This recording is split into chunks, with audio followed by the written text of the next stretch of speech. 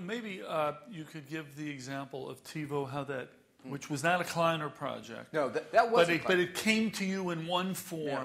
Because, I think we talk about this a lot. There's an idea starts one place, but where you end up can often be very different.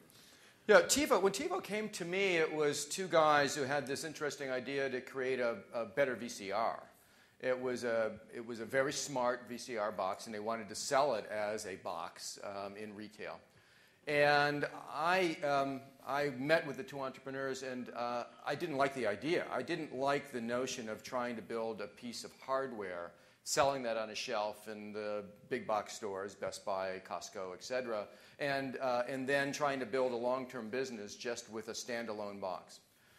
And we ended up working a great deal with each other early on. And the good news for these entrepreneurs, this is a real test for entrepreneurs for me, was when I gave them the bad news that I thought their idea sucked, they came back.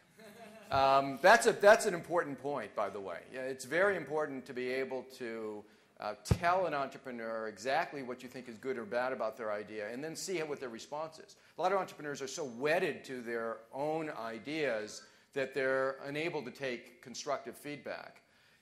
Those generally don't make great investments for us in the way in which we work with our entrepreneurs. But in the TiVo case, the entrepreneurs came back, and we began to work out the notion of building a services business, a business where the value was really in the network, not in the box. And that's what we've been trying to do now for 8-9 years. We've got 4.5 million of those out in the marketplace. Our business model has been struggling along, but I think is more and more promising as we go forward. But most importantly, the value we've created is not in the weakest part of the plan, which was a piece of hardware that sits on a shelf and gets low margins. It's actually in a network which gets more and more valuable every day.